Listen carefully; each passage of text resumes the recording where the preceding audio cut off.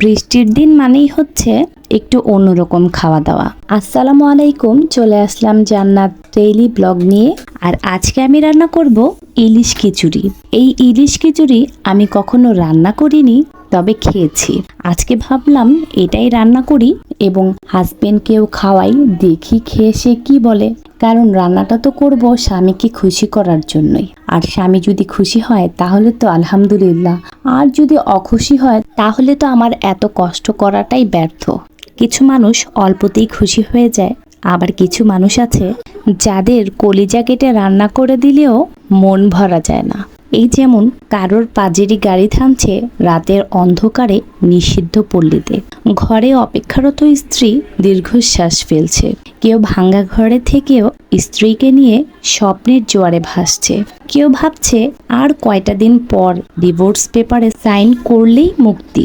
আবার কেউ সম্পর্ক টিকিয়ে রাখার জন্য দিনের পর দিন যুদ্ধ করে চলেছে।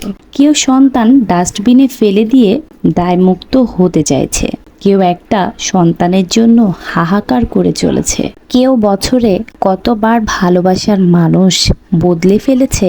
কেউ একটা সত্যিকারের ভালোবাসার মানুষের জন্য অপেক্ষা করে চলেছে। কেউ দামি শাড়ি পেয়েও খুশি নয়, কেউ তাঁতের নতুন শাড়ির বারবার গন্ধ শুনছে। কেউ লাখ টাকার ডাইনিংয়ে বসেও তৃপ্তি সহকারে ভাত খেতে পারছে না। কেউ পেঁয়াজ মরিচ দিয়ে তৃপ্তির সাথে ভাত খাচ্ছে। কারোর দামি খাটে শুয়েও ঘুম আসছে না, ওষুধ খেতে হচ্ছে ঘুমের। হিমেল হাওয়ায় কেউ অঘরে ঘুমাচ্ছে। কারোর পড়ার টেবিলে বইয়ের সমারোহ, কিন্তু বই পড়তে ইচ্ছে করছে না। কেউ পুরাতন বইয়ের দোকান চষে বেড়াচ্ছে পকেট খালি বলে। কেউ বিলাসবহুল গাড়িতে বসে চিন্তিত সন্তান মানুষ হলো না, এত সম্পদ রাখতে পারবে তো। কেউ পায়ে হেঁটে পথ চলতে চলতে ভাবছে সন্তান তো মানুষ করতে পেরেছি, আল্লাহ চাইলে ওরাই ওদের জীবন গড়ে নেবে। হারিয়ে যাওয়ার ভয়ে বাচ্চাদের মতো কাঁদতে থাকা মানুষটারও শখের পুরুষটিকে দ্বিতীয় নারীর সাথে ভাগাভাগি করার তিক্ত অভিজ্ঞতা হয়েছে।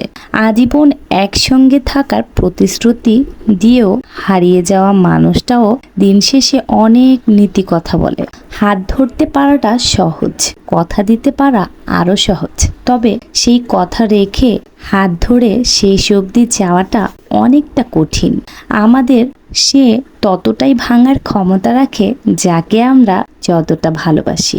আমাদের সে দুমড়ে মুচড়ে ভেঙে একদম তছনছ করে ফেলতে পারে যাকে আমরা যতটা প্রাধান্য দিই। যাকে যতটা ভালোবাসবেন সে আপনাকে ঠিক ততটাই আঘাত করবে। দিন শেষে আমরা তাকেই বেশি আঘাত করি যাকে আমরা দুর্বল মনে করি। অন্যদিকের মানুষটার কথা যখন বুঝে ফেলি ও আমার প্রতি দুর্বল, ঠিক তখনই আমরা তাকে ছুঁড়ে ফেলে দিতে পছন্দ করি। রূপ, সৌন্দর্য কিংবা টাকা কোনোটাই মানুষকে আটকে রাখা যায় না।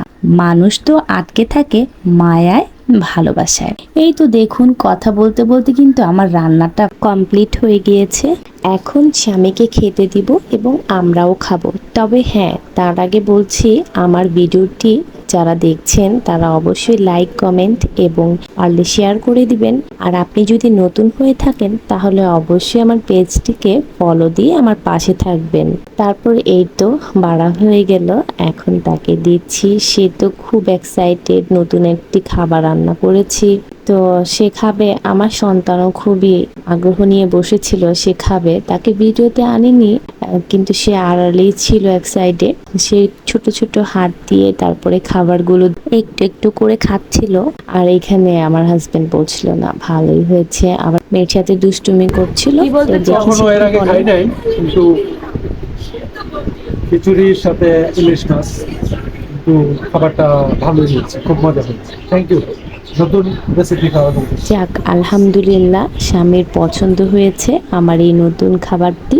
এই খাবারটি অনেকেই খেয়েছে, এটা নতুন কিছুই না, তবে আমার কাছে বা আমাদের কাছে নতুন, যেহেতু আমি প্রথমবার রান্না করেছি। তার এই সাপোর্ট করাতেই আমি নতুন কিছু করার জন্য ইন্সপায়ার হই। আপনারাও আপনার সঙ্গীকে এভাবে সাপোর্ট করবেন, তাহলে দেখবেন আপনাদেরও নতুন নতুন কিছু রান্না করে খাওয়াবে। সবাই ভালো থাকবেন, আল্লাহ হাফেজ।